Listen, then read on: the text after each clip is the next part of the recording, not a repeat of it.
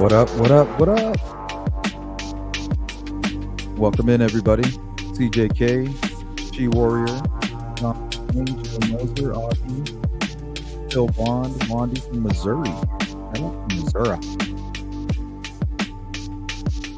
We'll get going here in just a few. And shout out to everybody who's donated to the Sleuth Crew Search Drone fundraiser. That thing has been a total success so far. Great job. We'll be in the air in no time.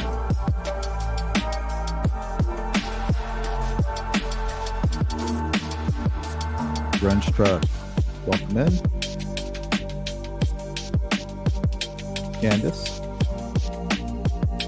Nixon, Silas, Christine, Shadowbox.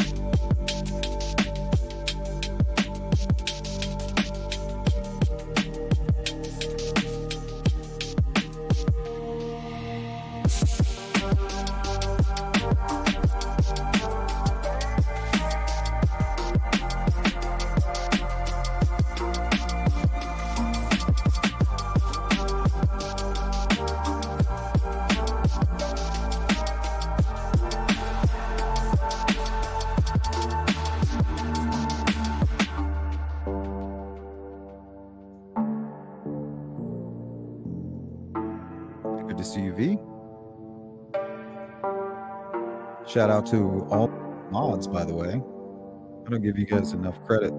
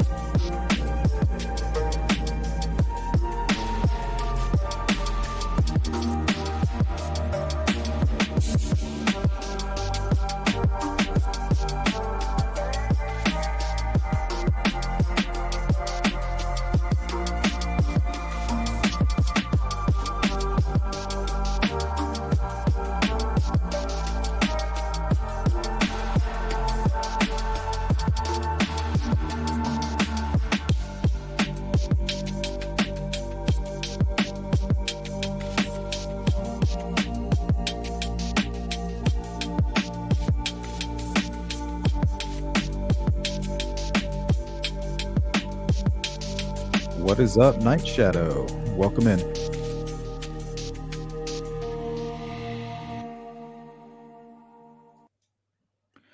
Alrighty, guys, let's get going. Welcome back to the Sleuth Intuition channel. I'm your host, Patrick Vallejos, coming to you live from Phoenix, Arizona. Today, we are going to look at I guess we're going to be profiling the killer in the Abby and Libby case out of Delphi, Indiana. So what I want to do is take what we already know, take the information that we're going to learn here today, not profile Richard Allen, but profile the actual crime in Delphi, and then compare it to Richard Allen and see if it fits. And I know we're not going to be able to answer everything, but we'll do it to the best of our ability. So we're going to look at things like victimology, behavioral analysis. And one thing that I want to really focus on, and something that I've been talking about on my channel, is forensic countermeasures. The proactive killer, right? And most of the information we're going to go over today comes from people like John Douglas and Jim Clemente. So we're going to watch some videos, we're going to stop and go. And anytime something kind of stands out to us that might have any significance to what we're trying to do here, which is profile the Delphi killer and see if we can match it with what we know with Richard Allen or with what we think we know. Good to see you, Beth. Melissa Wildcard, what's up? Augie says, can't wait for the trial or settlement. These girls deserve justice. We need the whole story to come out. What do you mean settlement?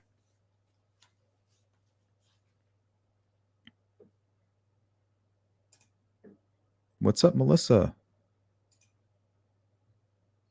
Melissa Wildcard, that 4-month flex. Appreciate you. Part of Indiana got hit by a very bad storm Tuesday. Sorry to hear that. 47,000 homes without power. Yikes. Are you guys dealing with like a heat wave as well? Visa has been reading and watching in Rex Heuermann all morning. That case is going to have a massive amount of victims, in my opinion. Yeah, with the forensic countermeasures, there's some discussion with Rex and his Chevy Avalanche vehicle. So apparently he may have purchased a green one, and when law enforcement started asking about a green Avalanche, instead of getting rid of the vehicle, he went and bought the exact same model, same year, but the color was black. So anybody that was kind of wondering about Rex, they would say, well, yeah, he has that vehicle, but his is black. Oh, well, we're looking for a green one. So that would be kind of a proactive countermeasure. Might not be the best example, but it is one. Nonetheless. Good to see you, Don. Thank you for donating to the drone fund. Seems pretty successful so far. There was another donation this morning by Elizabeth B. So that should put us probably at about 12% now. Crazy.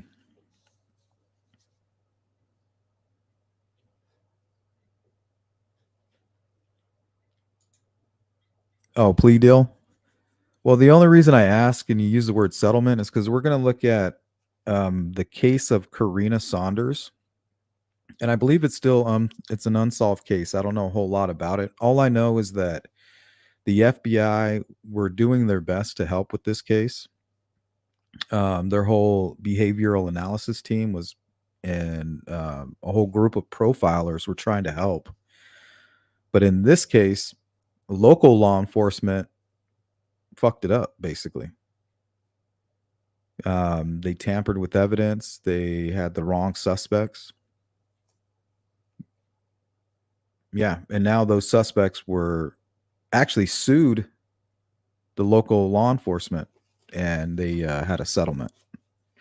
So that's why I was asking. So we're going to look at that a little bit, and hopefully that's not what we're dealing with Delphi. But we know that there's some folks out there that want to paint that picture. So we'll look at that case, the case of Karina Saunders, as a worst case scenario, where you can have all the help in the world, the best profilers, and local law enforcement can come in there and just kind of screw it all up. And just because it happens here doesn't mean it happens everywhere, right? But it is proof that it does happen. Okay, so here's some notes I have here. A lot of this will come from John Douglas and FBI bulletins and stuff like that. Okay, the process.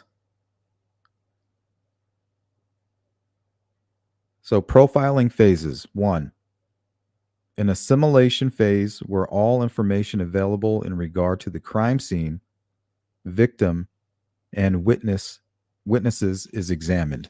So throughout the live stream, what I want you guys to do is come up with the best questions about who the suspect is and if that fits with Richard Allen. What questions can we ask about Richard Allen that would match with what we know happened in Delphi? And let's do an honest assessment. All right, let me continue. This may include photographs of the crime scene, which most of you have seen. I have not seen them, but we do. I have seen the sticks, which were isolated.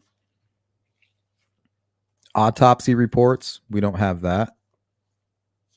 At least publicly, I don't think. Victim profiles, police reports, and witness statements. We do have that. We have police reports and witness statements.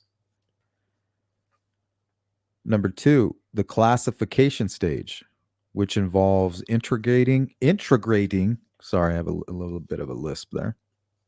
Integrating the information collected into a framework, which essentially classifies the murderer as organized or disorganized. So this is the part, this will simplify it for us, right?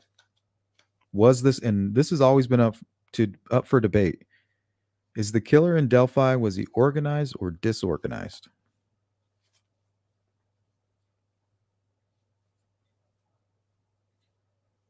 So don't forget that. Okay, organized murderers are thought to have advanced social skills, plan their crimes, display control over their victims using social skills, leave little forensic evidence or clues, and often engage in sexual acts with the victim before the murder. So I think a clear example would be like a Ted Bundy, right? Kind of shows up, hey, I'm the cool guy. Look, good looking. How are you? You know, good interactions. Yeah, come on. I'll put you at ease. Come on in. And then you realize that there's no door handle.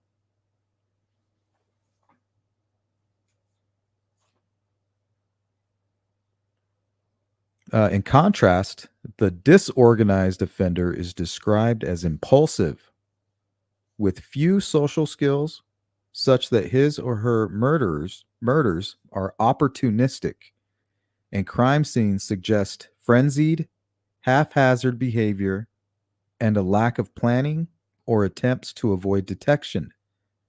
They might engage in sexual acts after the murder because they lack knowledge of normal sexual behavior.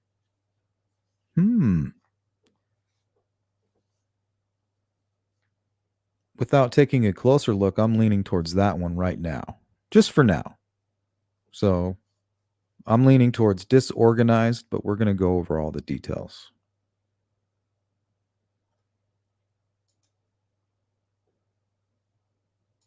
Mar R, welcome in. Cheeks, what's up, Cheeks? Good to see you. What's up, Jennifer? Have you wondered about the reward money? We covered that a little bit. Attorney General says somebody should get that reward money. Interesting. I know after Bruiser passed away, and he never bragged about it, but we all knew that he put in 100 grand. He got a lot of money from when his father passed away. He never talked about it. People just thought he was some loser.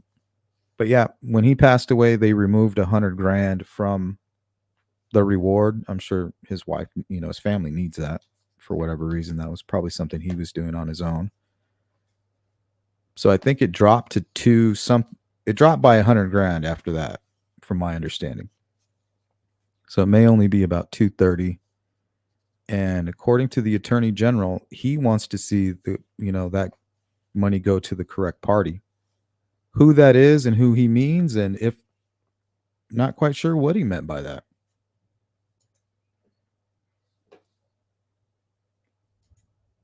Christine says, I think sophisticated. That I don't know. I mean, it really depends on if there was any pre-planning.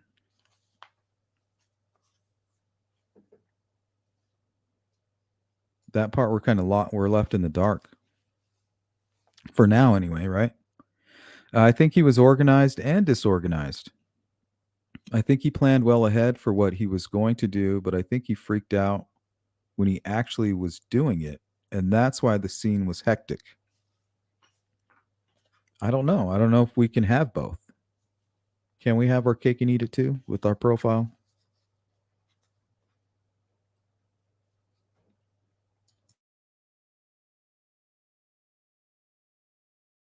So we'll do our best to kind of learn the rules as we go along, and we'll see if that fits or it doesn't.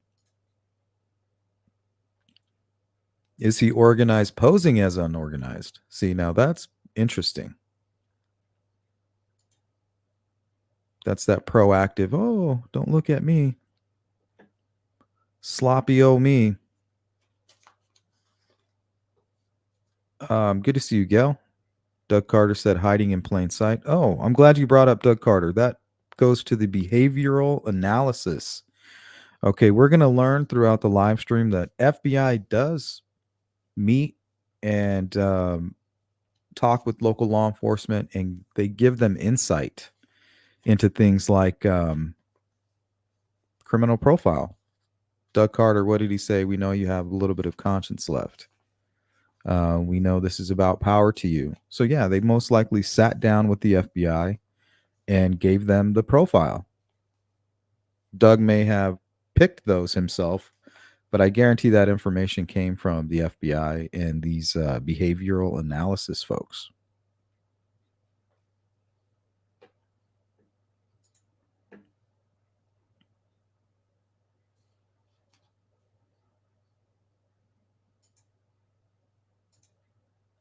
Who has authority of it? Not sure.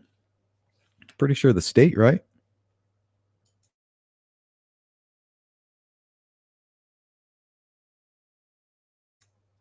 It's a good question. We don't want them doing what happened in Flora. Oh, we're just going to dissolve this right into our bank account.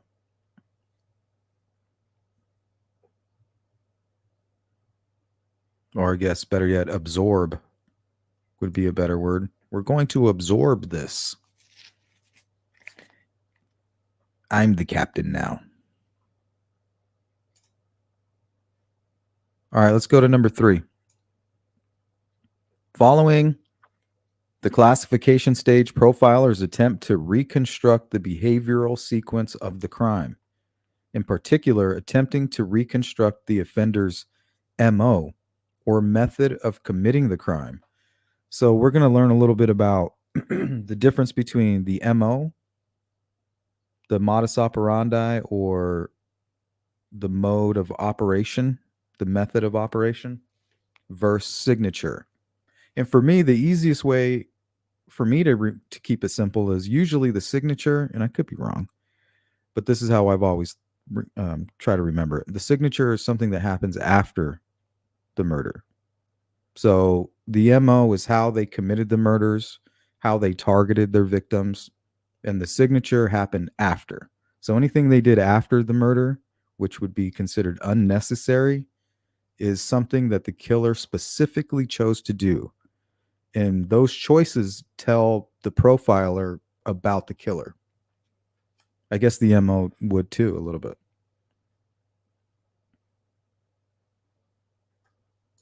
All right. Number 4, profilers also examine closely the offender's signature, which is identifiable from the crime scene and is more idiosyncratic.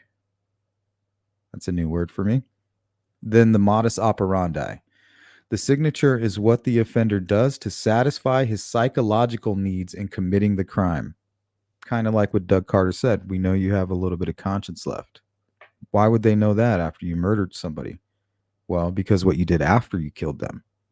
You know, you moved them, you put clothes back on them, possibly, and then you covered them up for whatever reason and you put them in a weird pose.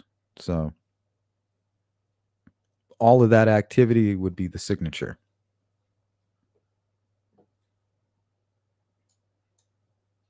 Number 5, and the last one here. From further consideration of the MO, the offender's signature at the crime scene, and also an inspection for the presence of any staging of the crime scene, the profiler moves on to generate a profile. The profile may contain detailed information regarding the offender's demographic characteristics, family characteristics, So we're going to ask questions like, did this person hate women? Did he have a good relationship with his mother and father at all? Was there abuse at home? I think we can ask all of those questions. Family characteristics, military background, that's relevant. Education, personality characteristics, and it may also suggest to the investigator, that's all of you guys, the appropriate interrogation techniques to adopt. So the FBI helps out a lot on that I'm learning. So they'll step into a big case, and their behavioral people will step in and say, hey, you should use these techniques. This is, try this. And it may be out of the norm for, let's say, a homicide investigator. And that could be based off of suspect behavior or something like that, or something they've seen at the crime scene. It might trigger who they're looking for, right?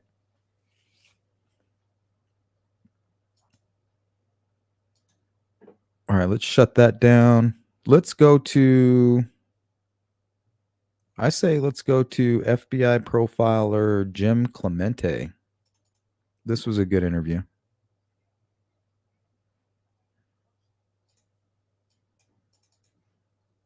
So bear with me. I'm going and making my screen available for you. Make sure the audio is turned on.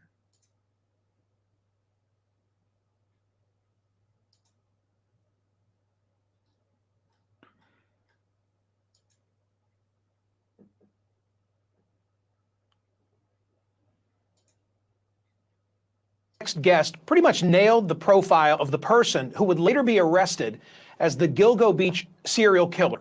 The New York Times piece in April 2011 describes the likely suspect this way. He is most likely a white male in his mid-20s to mid-40s. He is married or has a girlfriend. He is well-educated and well-spoken. He is financially secure, has a job, and owns an expensive car or truck. Okay. Can we tell just by the video that we're looking at a white male, or do we use witnesses who stated it was a white male and I think reddish brown hair? So is it safe to assume that our perp is a white male? Can we start there? We'll see what the chat says about that. I say yes, but we'll see. We'll put this profile together.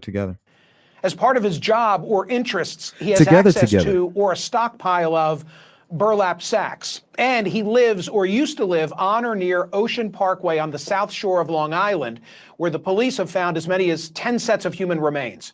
One of the experts cited by the New York Times in that piece, Jim Clemente, who had retired from the FBI in 2009.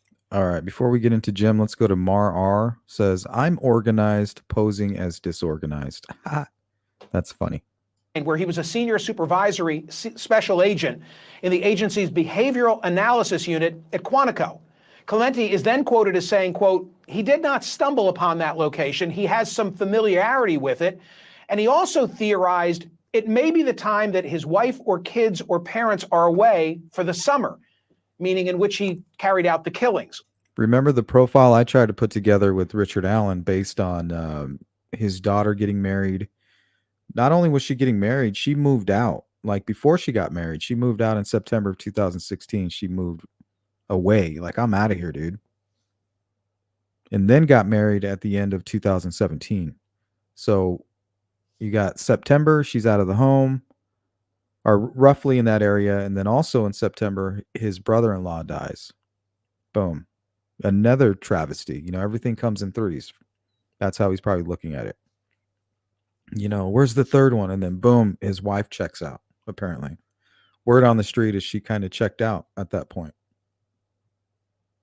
And if she's not at home, these profilers are telling us that's when shit hits the fan. When things become out of the norm. A little bit of chaos in the suspect's life.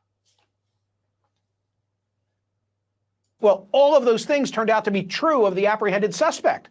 59-year-old architect Rex Heuermann, who lives near or where the bodies were found, drove a Chevy Avalanche truck. The only thing we got wrong, I think, and we couldn't, who knows yet, was that we thought the bridge guy hated his mother, like with a passion.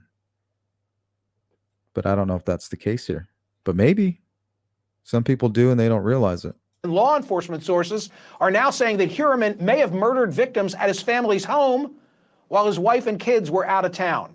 Joining now is Jim Clemente. He is an FBI supervisory special agent profiler who worked at the D.C. sniper case, the John Benet Ramsey case, and many serial killer cases. Today, he co-hosts the podcast Real Crime Profiler. So for many of us, Jim, all that we know about your line of work, we learn from Silence of the Lambs and the Jodie Foster character. What is the job of a profiler? Basically, Michael, it's to look at the behavior exhibited at a crime scene and the victimology, the choice of victims, to use that behavior to reverse engineer back to the type of person who committed the crime. These offenders will leak out information about themselves in the choices that they make.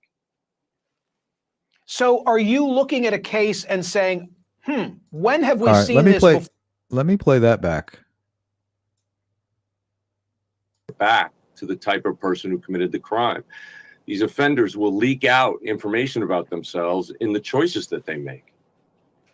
Did you hear that? Will leak out information by the choices that they make. So the choices that were made at this crime scene were abducting 2 victims, not 1, 2, which kind of says something, right? Both young, so maybe it doesn't say a whole lot, but I think it does. I feel like that tells us that this person is motivated. Why would you pick 2 people to fight with? That just doesn't seem like something a weak child predator would do. Like, I'm picking 2. I'll come back later and I'll pick 1. Why 2? Was it because they knew it was risky, but they also knew that the victims had put themselves in a much more high-risk situation, being that isolated, and that outweighed his judgment? Who knows? So are you looking at a case and saying, when have we seen this before? Oh, this looks similar to, John Wayne Gacy or some other known case. Or are you consulting the DSM or some combination thereof? I think some combination is more accurate. Well, we have, as a unit in the behavioral analysis unit, we've interviewed now over 1,500 serial offenders who have been convicted. And we get all the details of what they were thinking at the time they committed the crime, how they did what they did, how they grew up, what their fantasy life was like, and what they did both before and pre-offense behavior and post-offense behavior. So all of those things, then we look for the nuances in a crime scene to tell us which kind of motivation was behind each of those cases. Are these serial killers, once caught, eager to talk? I mean, are they forthcoming? Do they share their story? What's it like to interview one of these individuals? Real quick, let's go to Candace here. It says, he had gone through major life changes. I agree with that. Maybe he was having a breakdown. Well, we know he suffers from mental health issues, so that's possible. And he wanted some control back. Well, some of you guys out there, I think Redfoot was the first one to said that maybe he was out there letting his freak flag fly. What about that? Like, he was glad to have some freedom. His wife is over there in Peru every once in a while helping out, taking care of mother-in-law. Well, that gives me time to go do what I want to do. Maybe mess around on the dark web, go plot a murder, rekindle old friendships, some creeps. Well, first of all, they're not typically eager to talk right away unless they want something from us. Israel Keys, for example, spent 11 days divulging crimes he committed, some that we were unaware of, but before he took his own life. But he wanted something in return. He didn't want his daughter to know everything about him. But that is a hell of a question. Let's go to Augie here. If more than one person was involved, would this still apply, or does this just apply to the person that actually did the killing? No, I think it would change everything completely. I think it would change because if there's two involved, how involved was Richard Allen? What was his part in this? Was he holding the knife? Was he holding one of the victims down?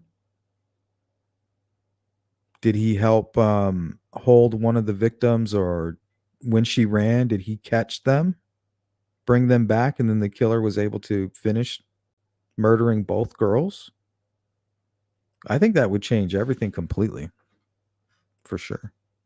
They're serial killers because once they've been convicted and they know they'll be in prison for the rest of their lives, they do want to talk to us because it is sort of their last hurrah, their ability to sort of go down in history.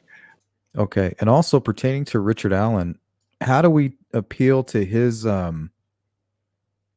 egotistical side, his need for a final hurrah, kind of stated here? Because once they've been convicted and they know they'll be in prison for the rest of their lives, they do want to talk to us because it is sort of their last hurrah, their ability to sort of go down in history. And we use that to actually get them to open up to us. Jim, I gave you props for the things that you told the New York Times more than a decade ago that ended up perhaps being true. He's not yet been convicted. Anything that surprised you about this guy? I agree, Don. Sure. One of the things was the fact that he had hundreds of guns in sort of like a bunker in his basement. That is atypical, but it probably tells us that it wasn't just for hunting. And it did sort of indicate that potentially he would have bunkered himself and fought it out with the cops when they came to arrest him. But see, I never thought about that. I always thought he was using guns as like a way to like launder money or use it kind of as currency, something you could travel with 3 guns and then stop at a pawn shop. And then now you have $800, something like that. But I never thought that he would try to hunker down and have a gun battle with law enforcement. that's why I think the police decided to arrest him in New York City while he was on the street, so he'd be away from his weapons. I think that What's up, Boston? that was unusual. Also, there were things about him in his professional life in which he seemed to be very kind and caring to certain individuals, went above and beyond to explain things and be nice. That is there's probably some underlying reason why he did pick those particular people to pay that kind of attention to, because in general, I think he was very controlling. Some people wonder, how could the wife not have known? I find interesting that the New York Times is reporting today that apparently sometimes she'd be seen paying with food stamps at the grocery store. What do you make of the spouse? Well, first of all, it is not unusual for spouses of serial killers to be kept in the dark by the offender. In fact, I would say there's a high probability that he was coercively controlling her and restricting her from going near certain parts of the house, like this gun bunker, and staying away from his private time on the internet and so forth.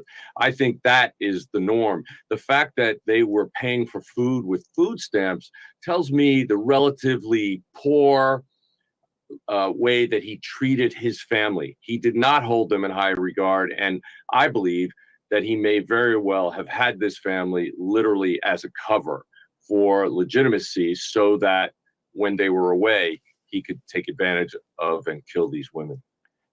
To be successful in your old job, must one have an innate sense of street smarts? Or let's go to Mar R. He was married. I think he didn't hate women. Well, we kind of hear what profilers are saying about Rex Heuermann and the way he treated his family. Like they were living on food stamps, and he was an architect in downtown Manhattan. You know what I mean? He's a big shot. So they're saying he kept them in that little shack or whatever you want to call it, confined really from the rest of the world. can the skill set that you need be acquired? Well, I think the people who get hired into the behavioral analysis unit usually have a lot of experience in law enforcement, working with local and state law enforcement officers. And they actually look for people who have a sense of imagination, who have varied backgrounds, and who can think outside the box, but in a very, very specific way. Because we want to be able to interpret behavior and the nuances of that behavior to be able to say that it's this kind of person versus that kind of person who committed this crime. Can you shut it off? Like if you and I went out and had a beer together, are you looking at me and looking at everybody else in the tap room? Oh, I like this part of the discussion. We're going to watch a video where John Douglas talks about this, profiling everybody. I do this shit. I can't help it. Who have varied backgrounds and who can think outside the box, but in a very, very specific way. Because we want to be able to interpret behavior and the nuances of that behavior to be able to say that it's this kind of person versus that kind of person who committed this crime. Can you shut it off? What's up, Audra? Like if you and I went out and had a beer together, are you looking at me and looking at everybody else in the tap room and doing some kind of an assessment? Well, I think there's a certain amount of that goes on, but yes, if you don't learn how to shut it off, then I don't know, that's not very good for your mental health. It's a shame in this case. Final observation. It seems like the Chevy Avalanche, that aspect of the investigation may have been overlooked and that it could have been brought to a close a lot sooner. You get the final word. Well, I think maybe that's why he switched it out, the green one for a black one. Maybe so that when somebody showed up at his house to look and see if he had that car, they said, oh, it was a black one, not a green one as described. So maybe it's not him. It could have been a forensic countermeasure. And I think hiding the car with his brother down in South Carolina was a way to get rid of it, keep it off his premises and out of sight without doing some kind of legal registered transaction. I think it was a smooth move on his part to try to reduce. It's that proactive behavior. Okay, so we have a white male. Okay, we're not thinking about Richard Allen. Don't think about him right now. Not yet. We're just thinking about an unknown killer. We're looking more at the crime scene.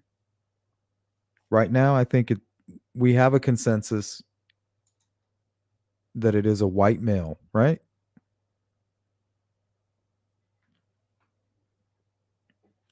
Gail says yes, white male. Okay, so I think we're going to start there. Now, how old?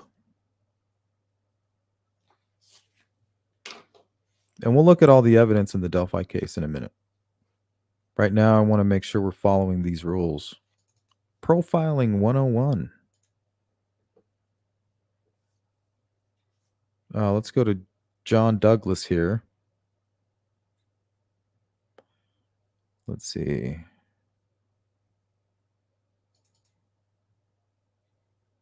And predators with the FBI's original Mindhunter. John, great to have you here on Law and Crime. It's a pleasure. You're not the killer across the table. What is it like? Did you hear what he said to him? So the book is titled The Killer Across the Table. And you guys remember when Chandler called and he's all, remember, you're talking about the killer. All of us go, okay, I'm listening. This is the same thing. Watch. And predators with the FBI's original Mindhunter. John, great to have you here on Law and Crime. It's a pleasure. You're not the killer across the table. What is it like sitting across? I'm looking at you as I was reading. He's your like, book. I'm looking at you across the table too. Anytime you're sitting across from somebody, do you analyze them in a way that they might not be expecting? Well, you mean the bad guys or someone like yourself? I don't know what you're thinking about. No, a lot of people think I'm doing that all the time and that I'm assessing things. I assess the environment if I'm out looking at, I probably look at things different than you. I'm maybe with the family, I'm looking at sites. This would be one heck of a disposal site here. If this was a disposal site, we'd probably never find the body. So it's kind of weird work. Let's go to this comment here by Mar R. Men who hate their mom usually hate women. It's been my experience.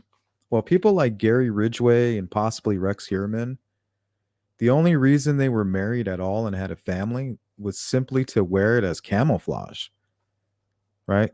Remember, these are sophisticated criminals. They're organized. Everything's pre-planned. Everything's, they're proactive thinkers. For them, everything is chess. It's not checkers. So wife, child, that just makes them look normal. I guess the BTK would be a good example of that as well.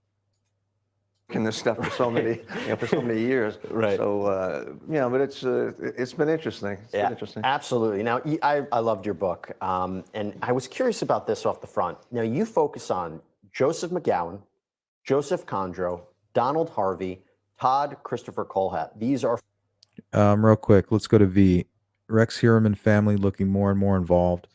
I mean, after the press conference, yeah, but seeing it for what it was, I'm not so convinced. But after listening to Jim Clemente and what he had to say about some of the details with the Rex Heuermann case, how his family was seen on many occasions paying with food stamps when he makes plenty of money, but he keeps them in this like confined bubble.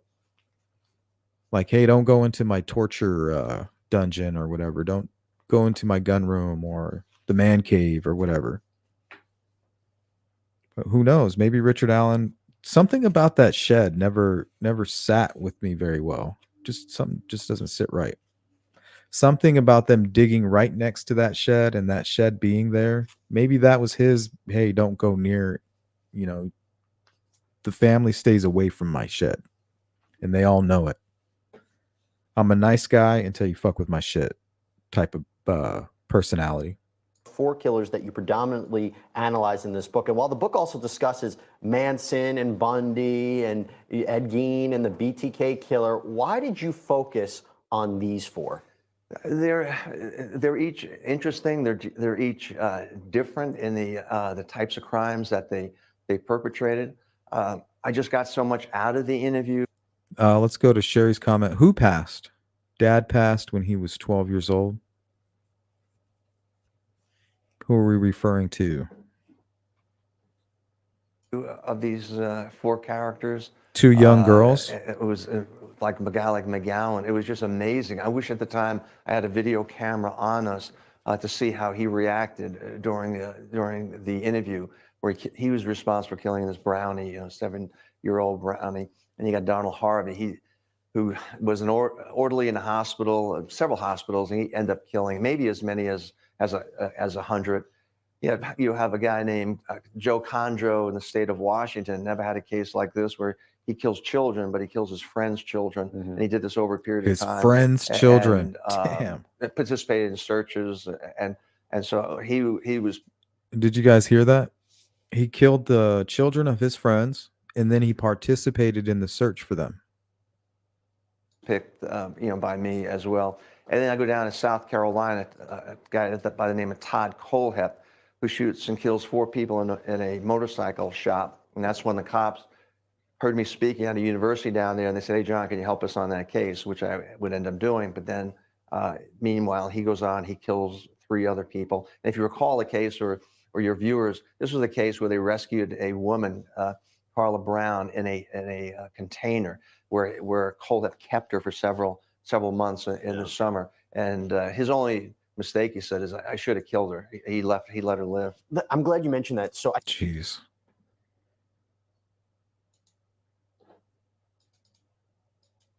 All right. Because of time, I want to play a few more here. Let's listen to.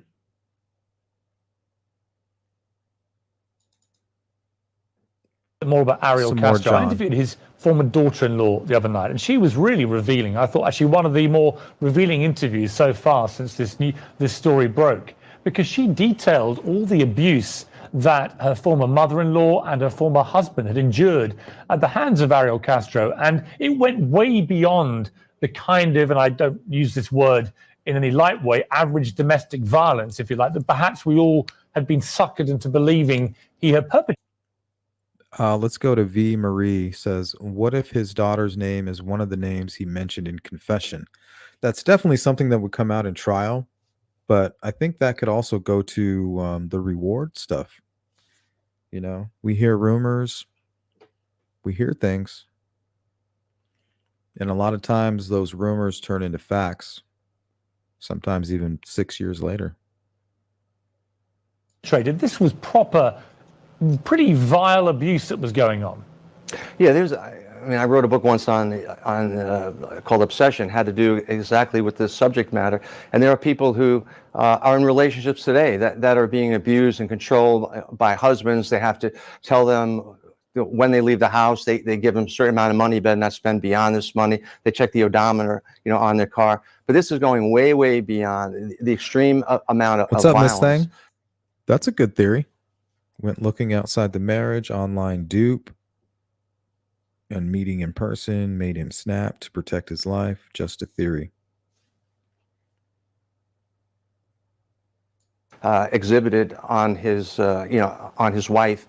And what was interesting is the people within this environment, other children within the environment, will it impact them? Will it impact them in their lives? And what we end up seeing is one of the daughters, in fact, nearly kills one of her children, an infant, years later. And what always is a debate, is it a nature nurture thing? Well, I can tell you from the people I've interviewed, you can't really say that everyone falls at the hands of someone who's extremely violent will turn into a violent anything. But I can do say from the people who I have interviewed, on death row or in prisons around the country, most of them will have some type of violence, psychological, physical violence, sexual violence in the background. However, I'm kind of tough on this because I still don't believe it should be a mitigating factor. They still have the ability to make choices, and it's free will, and they're making these choices, and it's the wrong choices.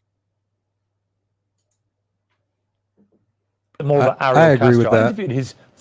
I agree with that. He says even though most of the killers that he deals with have had some kind of violent sexual trauma in their life, he doesn't agree that that's a reason that you should go out and commit crimes. It's not an excuse. But it is a fact that he does find that they have it in common. Shadowbox says, Alan seems different to me, more like GSK.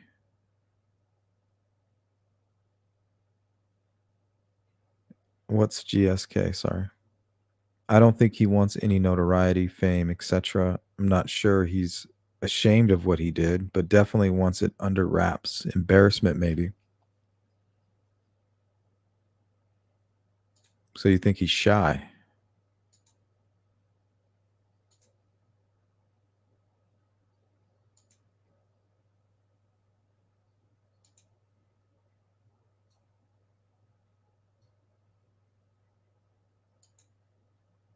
Yeah, he might not, Shadow. He may not.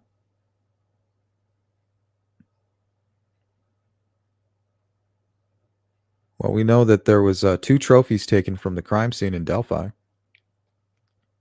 Does that tell us anything?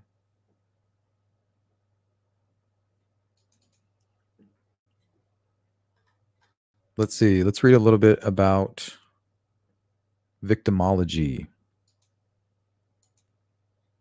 This is from Psychology.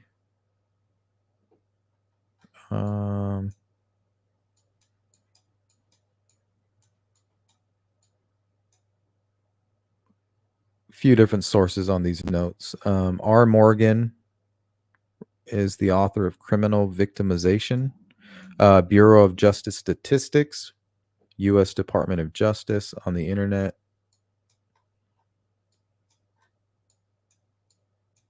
So what is victimology and why is it important in forensic psychology? Victimology is helping forensic psychology professionals improve multiple aspects of the criminal justice system. In 2016, there was 5.7 million violent crimes and nearly 16 million nonviolent property crimes in the U.S. While the overall crime rate is much lower now than it was a few decades ago, there are still a lot of people victimized by crime.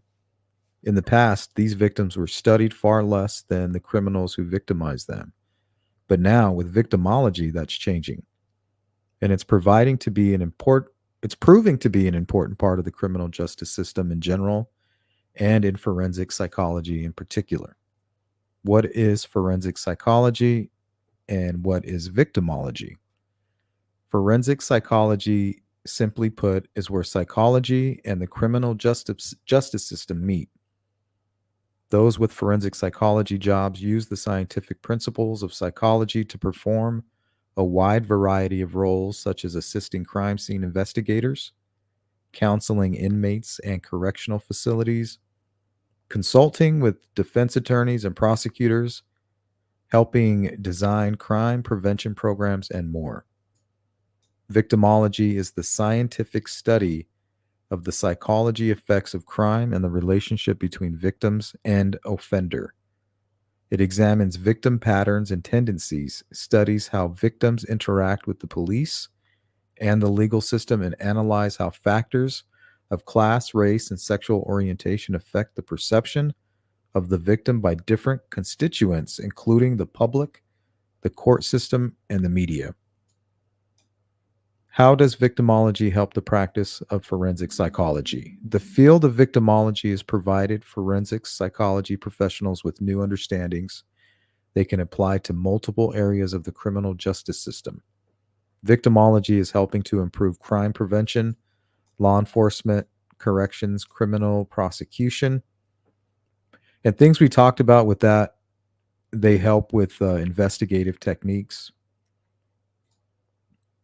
When it comes to asking questions about people of interest, I think they use it as a trigger, maybe.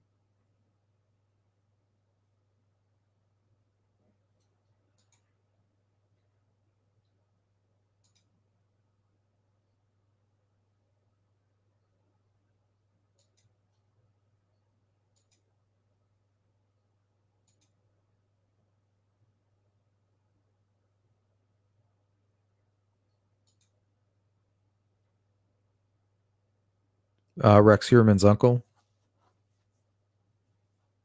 I thought it was his brother.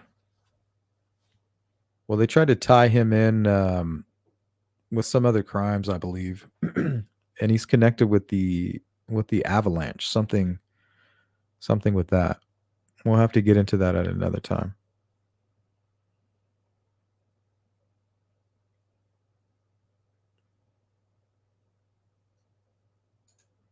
Okay, I'm not sure how to get to age. I guess we could use the video.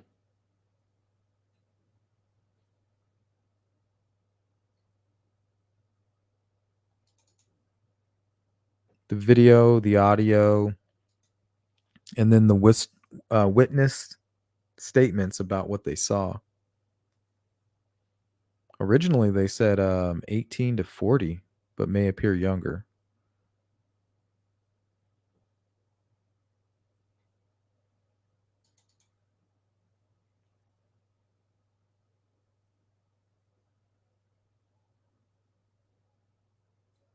So let me play the original one, if I still have it. I don't think I do. Oh, well, we'll play this stabilized version here.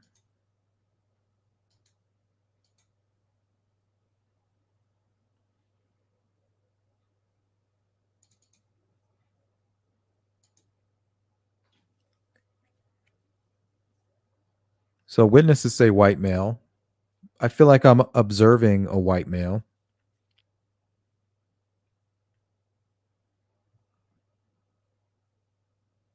And I feel like I am seeing a little bit of facial hair. Not sure if it's a mustache, a goatee, dirty beard. But I feel like I'm seeing brown and gray.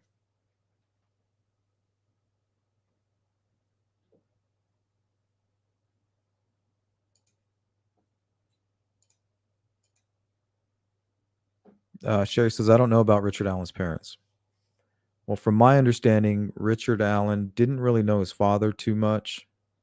It's my understanding he was a musician locally. And from a young age, his mother remarried to somebody who was well known in Mexico, Indiana. I think he was a principal of a local school there. And from people that I've spoken with who have they grew up with Richard Allen. They, since he was a young kid, all the way through high school, they knew him. and they tell me he's the quietest person that they've ever met. So I don't know. I don't know what that silence is. It a sign of abuse? I don't know. I don't think so. I feel like I was a pretty quiet person, but to be the quietest, shit, not by a long shot.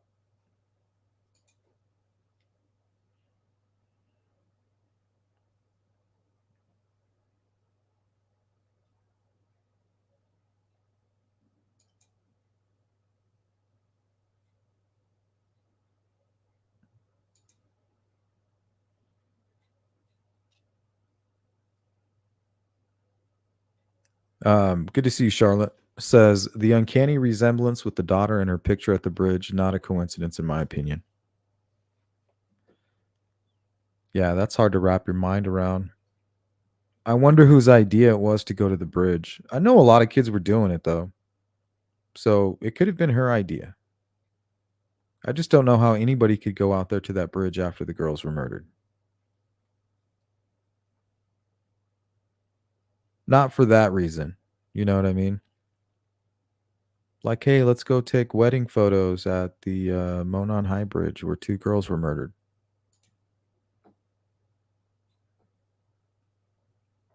It's a little strange to me.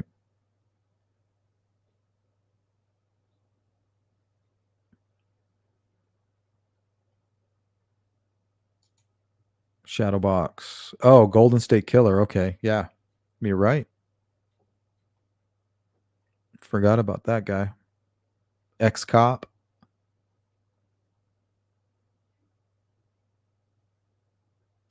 Rexter. That was a pretty good show, Dexter.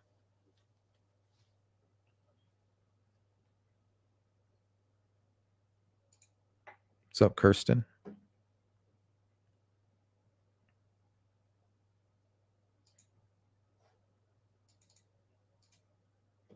Okay, now we'll play the audio. Guys, down left.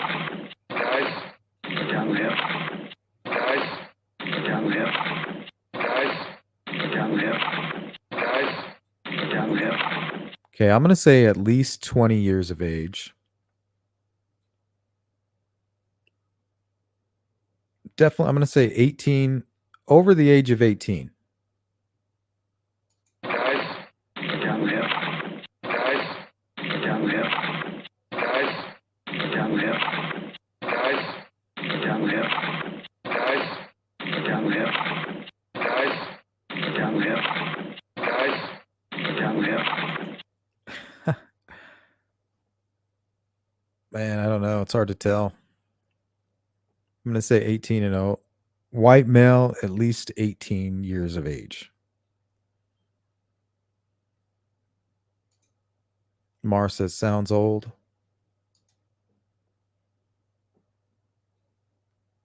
Where are we on organized or disorganized?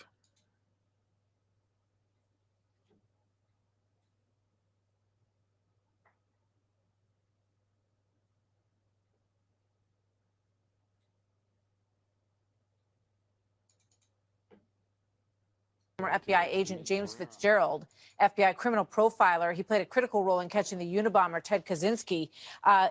Big news coming out of this news conference tonight, Jim. 25-minute recording that he made on his phone. Obviously, that. So it looks like people are leaning towards organized. Okay, now let's list a reason why. Why is he organized? Why is the killer in the Delphi murders? Why is he organized? Is the manifesto, the explanation that everybody has been looking for, but we didn't learn a whole lot about. We learned what he didn't say. Nothing about terrorism, nothing about hate, and the chief of police. Can we tell that from what we know that it was planned out? I feel like we can. See, it's at that point you would have to make kind of like a decision. Do we add this to the profile or don't we? He backed in to hide his license plate. That's at least If not pre-planning, premeditation, right?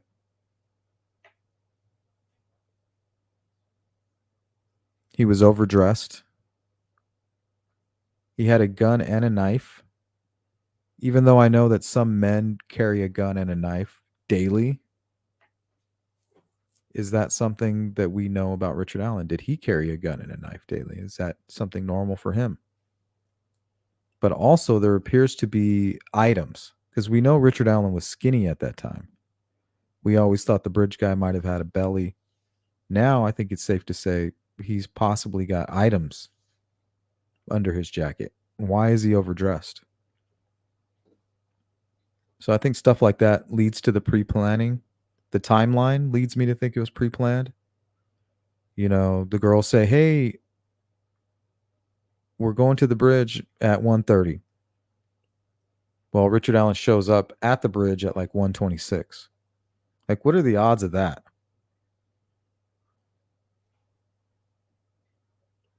And just 15 to 20 minutes after them being dropped off, he's already on them, right?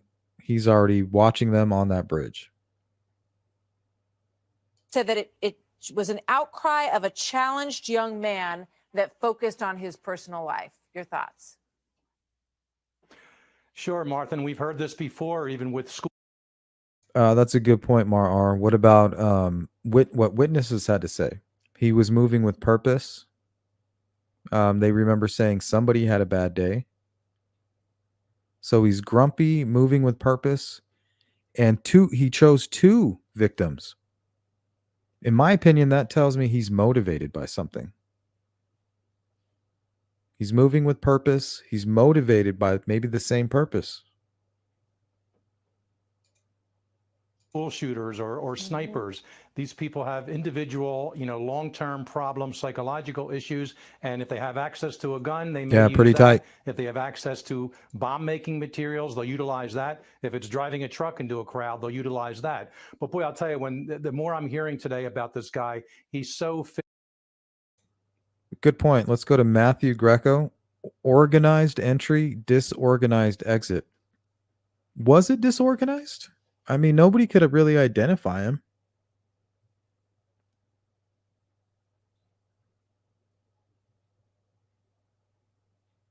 But yeah, I think it could be we could classify that as very disorganized. If he was bloody and muddy, or even just muddy, now he's walking out on the street. He's very far away from his vehicle. Any vehicle that drives by has eyes on him. That does seem disorganized, but I don't think he stayed on the street. I think he may have just been seen crossing the street. And as soon as that vehicle passed, he went behind the mirrors. So I don't know if that's planned. Did he plan to do that? From the outside looking in, it looks disorganized.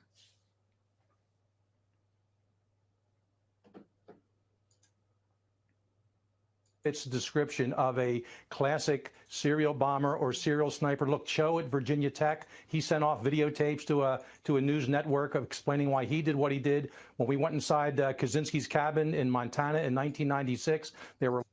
Let's go to Timmy. What's up? Minimal social media presence. Did he have more of a presence at the time? And that kind of goes into social skills. Maybe he didn't have a Facebook or any of that stuff. Maybe he legit didn't have a social media presence.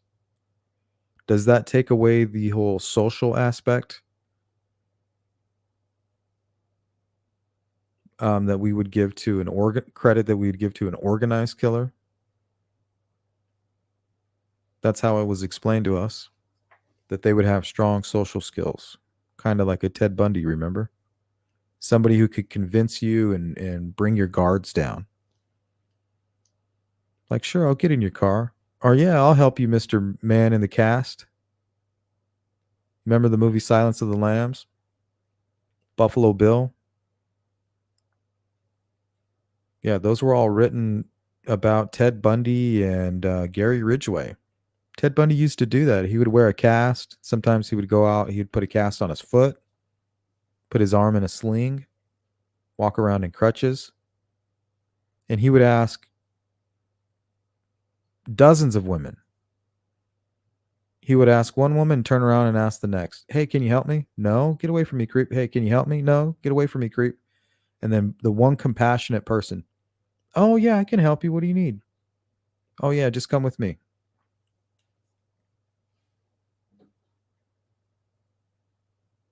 So to me, that's organized. He's using his social skills, very sophisticated. He just needs somebody to kind of fall into his trap. And then when you get in the car, there's no door handle. It's, you know, you lock yourself in, and that's it. Long missives, journals, autobiographies explaining every part of his bombs and how he did it and why he did it. A guy in good point, Kirsten.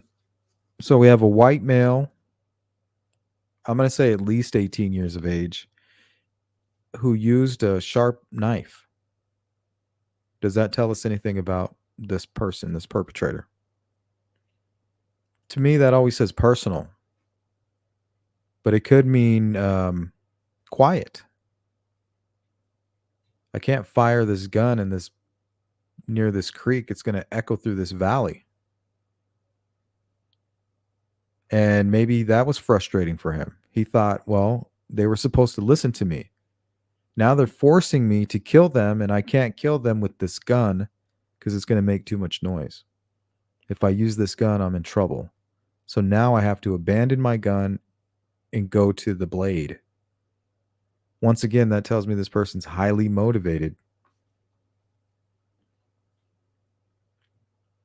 Because why not just shoot? Bang, bang, and then run.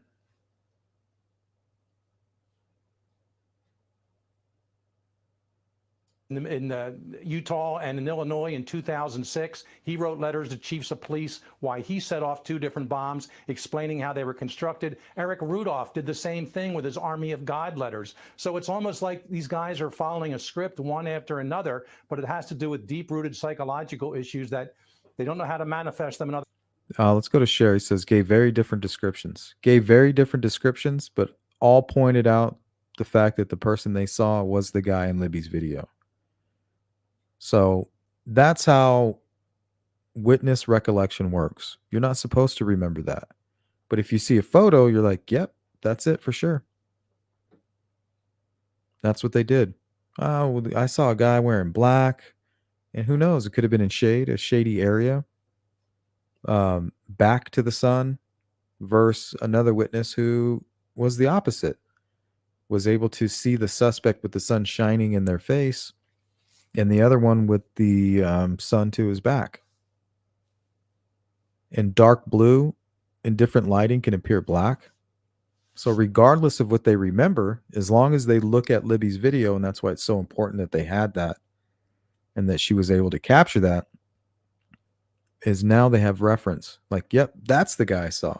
Because if you look at Libby's video, you can see that on the right side of the bridge guy, he appears to be wearing dark clothing. But while the sun is shining on his left, well, actually, it would be his right side. Although the sun is shining on his right side, you can see that he's obviously wearing a blue jacket and blue jeans. But there's stark contrast. Other ways they had to kill people. And clearly he wants to, indicate his intelligence in some way, right? All of them want to explain, this is how I did it. This is how I got away with it. This is how I crafted. And the chief talked about the fact that he detailed each of the devices that he made, the differences between each of those devices, which was also, we hope, helpful if he was truthful about the number of devices that he built. Yeah, let's hope it's that exact number. It sounds like there were other components in his room. And again, that's no surprise. I've worked other serial offender cases, maybe rapists, killers, whatever. They would have a separate room or a big trunk in the basement that was under lock and key and no one could go in. So I'm not giving any defenses to the 2 roommates here. Maybe they should have seen something or said something, but it's also let's bring that back. Items of death, maybe rapist, killer. It sounds like there were number of devices that he built. Yeah, let's hope it's that exact number. It sounds like there were other components in his room. And again, that's no surprise. I've worked other serial offender cases, maybe rapists, killers, whatever. They would have a separate room or a big trunk in the basement that was under lock and key and no one could go in. So I'm not giving any defenses to the two The roommates shed? here. Maybe they should have seen something or said something, but it's also possible these items of death that were components to make these bombs I were love that somehow song. even hidden within that room itself, which was perhaps under lock and key. Yeah, I would expect that in the coming days, hours and days, although we have heard him portrayed as quiet, polite, someone who was loved by his family, that through social media, through these writings, we're Let's go to Harry. Welcome in, Harry. I don't know if Richard Allen is the culprit, but he sure ticks a lot of boxes for me. Okay, what boxes? We need to make a list. I mean, our profile, we don't have much, guys. We're looking at a white male over the age of 18. Maybe. Most likely. What else?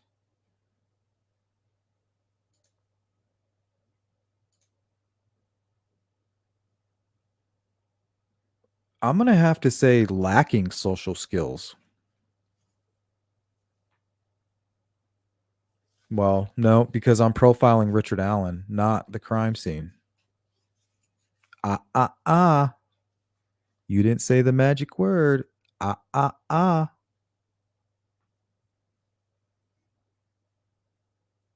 that's it. White male over the age of 18.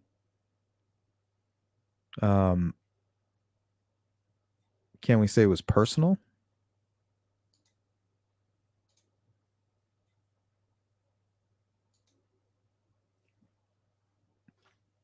I don't know if we could even say proficient with firearms because we had the shell casing.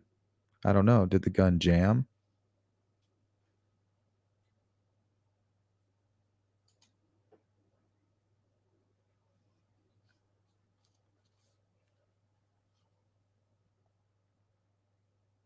No criminal record. That's definitely that goes to our profile, right? Because they couldn't find that. We know that they have DNA, but it wasn't in the system. So we're going to hear a lot more about that. So no criminal record. That fits.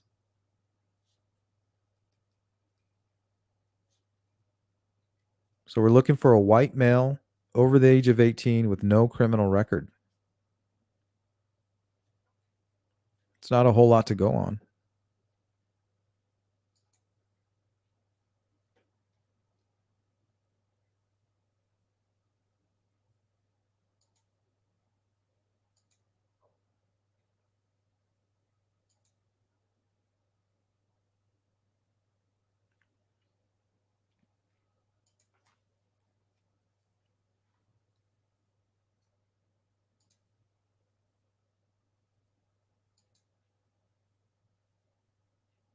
I don't know, Don.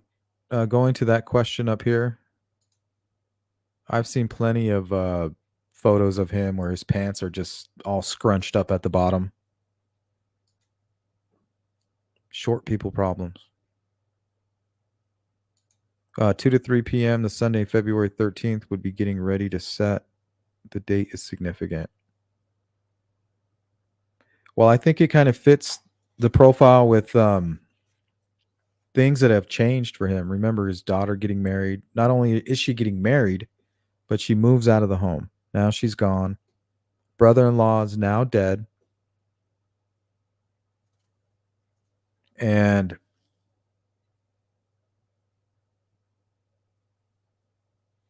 I think that pulled the wife maybe away from the marriage. And I'm not going to go off a lot of rumors and stuff like that, but there are rumors about it. So that's a little bit of speculation. But we do know that once the brother-in-law passed away, that his wife, Kathy, had to go to Peru often to help take care of her mother. So daughter's now gone. Wife is now gone. What else was going on with Richard Allen? Is that enough to throw his life into chaos? Maybe start a domino effect? that turned into chaos? What do you guys think? That would be part of the profile. Would give him opportunity.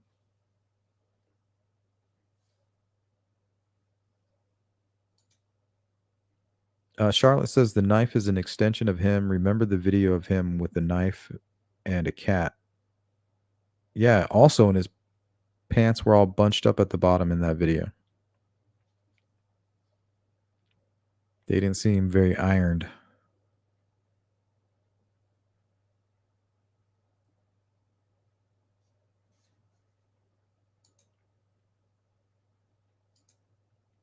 We should look at John Kelly profiles of the Delphi killer. It's been a while since I've watched those.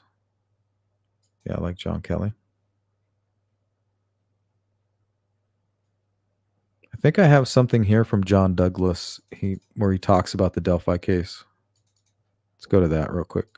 Profiler John Douglas. John, thanks for coming in this morning. That superintendent seems determined, thinks he's close. What do you make of his strategy? The strategy is good. He should have done the strategy a long time ago. This case really could have been a solvable case really quick. I learned over the years at Quantico and since retirement to work in these cases, you should be releasing information relative to pre-offense behavior, post-offense behavior regarding the crime. The tape itself, it's not an order he's giving them. It almost sounds like if it would, like a school teacher would say, guys, down the hill, or a coach, like someone who. He says the guys part, it's like somebody that works with kids. What about somebody who's a father of a girl? That's all I have is girls. I say guys all the time. Guys, it's not an order he's giving them. It almost sounds like if it would, like a school teacher would say, guys, down the hill, or a coach, like someone who has very familiar, and that's the other thing. Okay, so I think that what John is saying, somebody who, I don't know, I think that fits, guys. He says somebody like a coach or a teacher. How about a father who has a daughter? I think that's the same thing. Familiarity with the area. When criminals perpetrate a crime. Familiarity with the area. That's Richard Allen right there. Father, he has a daughter. Hence the word guys. Guys. Hey, guys.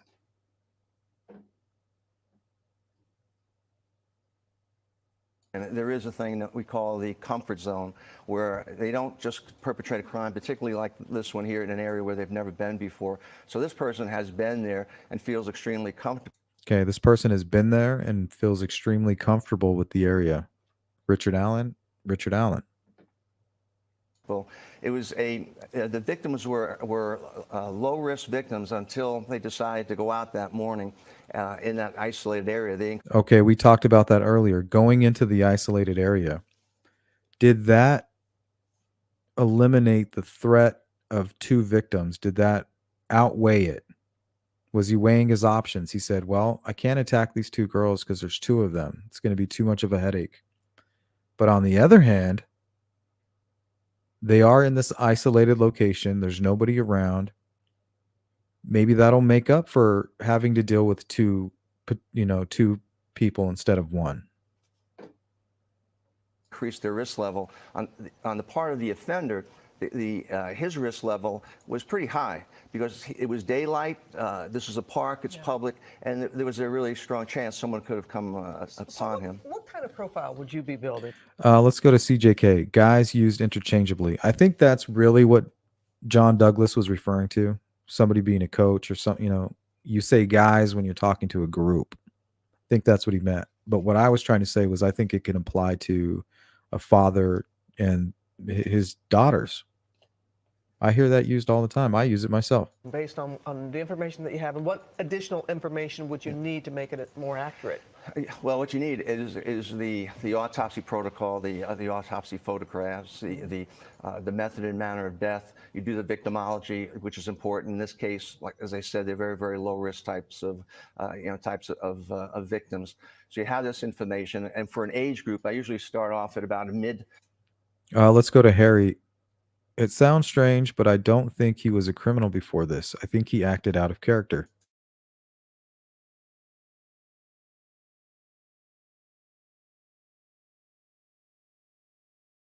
Sorry, I had to sneeze. That goes back to the freak flag. Maybe he always was a killer or a potential killer, but this is the first time his life was in chaos. His wife was preoccupied. Maybe it was the first opportunity. If he's an opportunistic killer, maybe this was the first opportunity for him to do it and to feel like he could get away with it. He had enough privacy. Mid-20s to late 20s. I've seen. It's kind of hard to show up and you're all muddy and bloody, right? You're going to need to burn your clothes and go right into the shower or whatever. You can't do that with your family just sitting in the living room like, oh, hey, welcome home. Dinner's on the table. I made you a sandwich. I thought you were going to be home an hour ago. Why are you covered in mud and blood? And why do you look all crazy?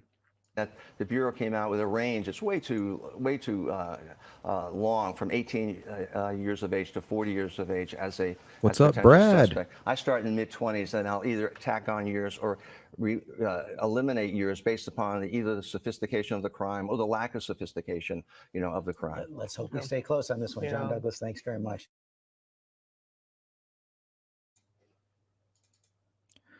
All right, guys. I pretty much ran out of time.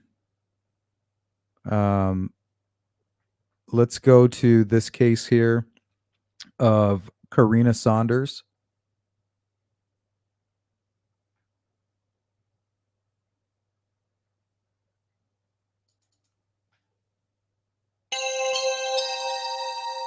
Thank you. Right now, investigators are looking for a person of interest in a gruesome murder. Someone killed and dismembered 19-year-old Karina Saunders and then dumped her remains behind a grocery store in Bethany.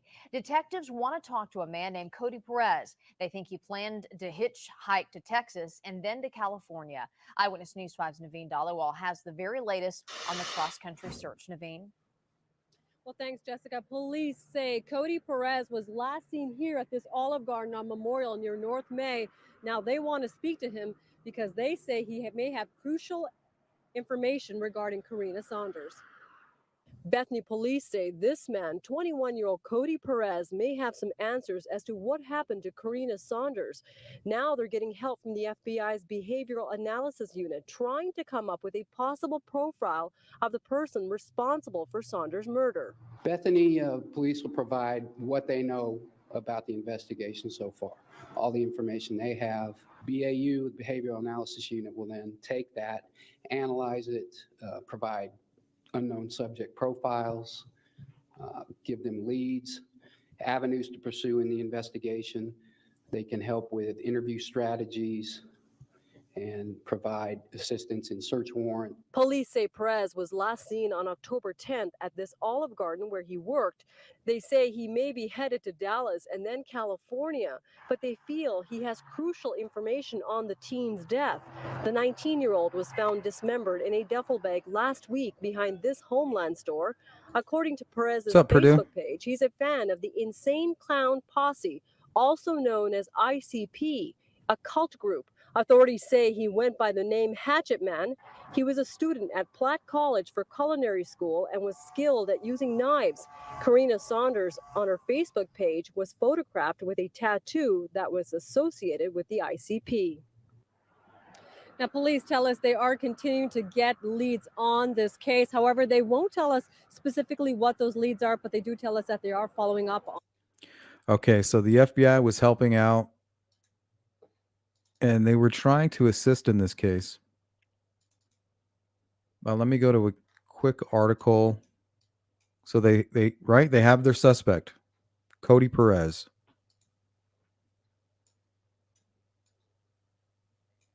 Cody Perez no longer a person of interest in Karina Saunders' murder. And this is an older case from 2010.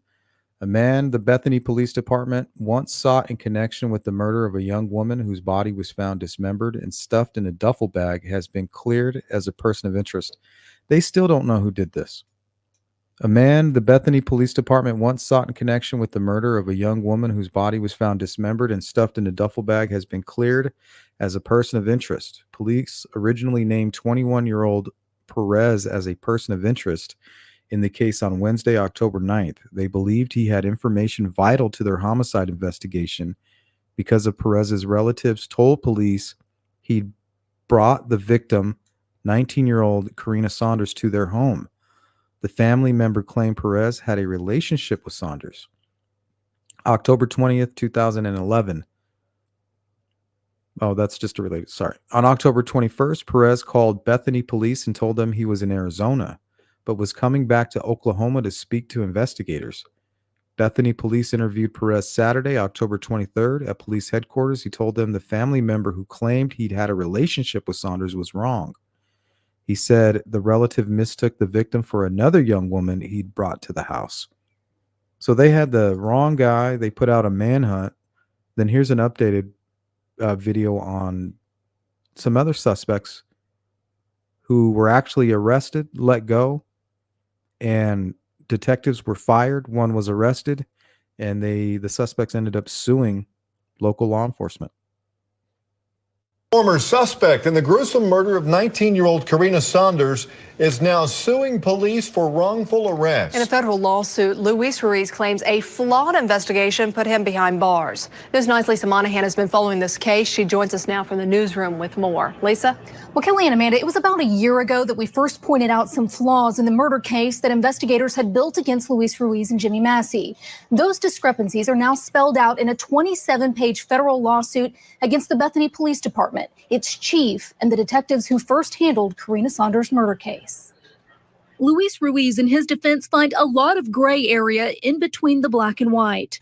A federal lawsuit alleges Bethany police, quote, used illegal tactics to manipulate and fabricate the criminal case against Ruiz and his alleged co-conspirator, Jimmy Massey. The court papers claim former detectives Austin Warfield and Jack Jinks coerced a confession of Jimmy Massey in which he falsely admitted to his role in the dismemberment of 19-year-old Karina Saunders. Her body was found in duffel bags in October 2011. The suit also insists the detectives falsified police reports and manipulated known drug addicts into giving statements to cover up flaws in the investigation. Ruiz alleges public pressure caused detectives to ignore information proving his innocence, specifically that he was in custody the same day detectives claimed he killed Saunders. Prosecutors later dismissed murder charges against Ruiz and Massey due to inconsistencies within the probable cause affidavits. Ruiz is now requesting compensation for lost wages and punitive damages for his wrongful arrest. His attorney said in part, quote, the Bethany Police Department wasted critical time manipulating the investigation instead of following the evidence to the actual perpetrators of this crime. Their acts and omissions may very well result in this horrific crime going unsolved. Now, where have we heard that before? Bethany officials say they do not comment on pending lawsuits, but they have not received any information about the lawsuit. And as we first reported earlier this year, both detectives on the case have since been fired. One of them, Jack Jinks, is now criminally charged with tampering with police evidence. Live in the news. Ooh, damn. So even though a lot of folks are trying to paint Delphi in a similar light as the Karina Saunders case, that's just not what's going on. Because here you can see they were fired, charges were brought forth, they had evidence, they knew that these guys were corrupt.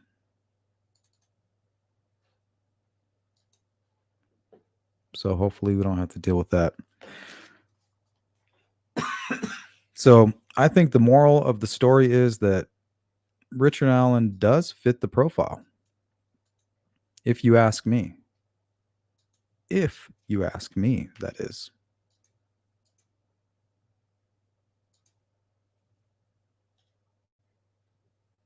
We're going to close out this poll. So if you haven't voted, please vote now. I'll give you guys a minute or two to do that. Thank you, V. If you guys want to hit the drone fund, hit the Zelle up. Right now, we have 1, 2, 3, 4, 5, 6, 7, 8, 9 donations. We're at about $250. That brings us to, I believe, a little over 12, right around 12%. At this rate, we'll be up in the air in less than 10 days. So thank all you guys who have donated so far. And don't forget, tomorrow we're going to do a merch giveaway. All of you who have donated are automatically enrolled to win. All of you members automatically enrolled to win. And anybody registered on sleuthintuition.com. And all the merch that will be available as prizes is everything that can be found at the merch shop on the webpage, not the Etsy, but the sleuthintuition.com.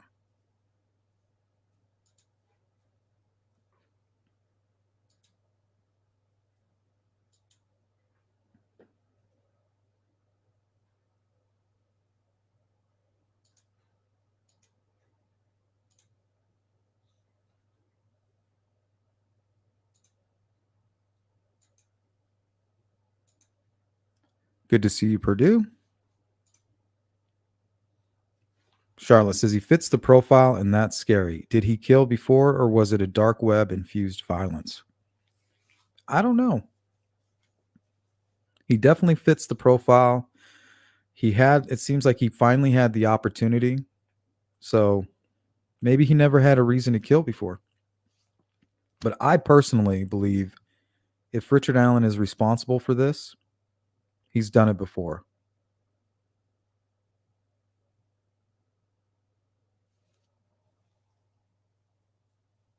But then again, what we've learned about serial killers is usually their first crimes that they end up determining to be a mistake were always committed close by, close to home. They kind of learn to branch out or extend that anchor point.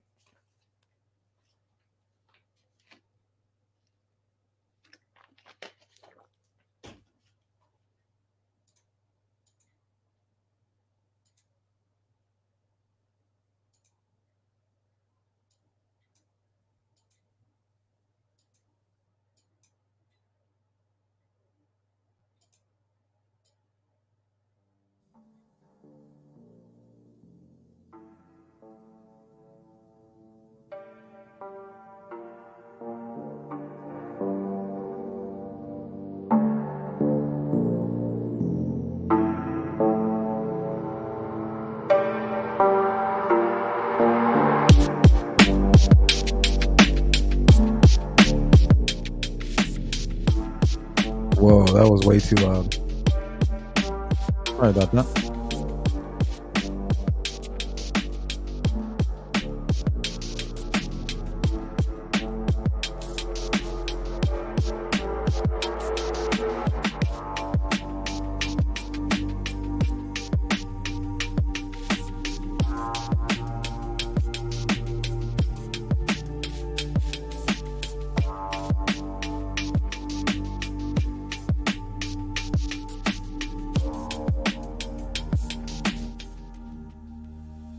All right, let's go to that poll real quick. Does Richard Allen fit the profile? We have yes, no. I'm no expert. I meant to say let's talk about it. Or, oh yeah, I put that right. Let's take a look. 8% said I'm no expert. 17% said let's take a look. 19% said no. 55%, and this was overwhelming, say yes, and I agree with that.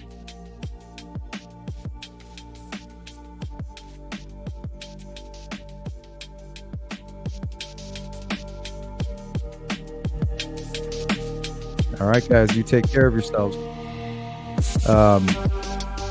I will be on channel 2 later on for the presidential debates. We'll be covering that live. And tomorrow we will be doing a giveaway. This will be open to the public. And in order to win, all you got to do is partake in the drone fundraiser. Register on sleuthintuition.com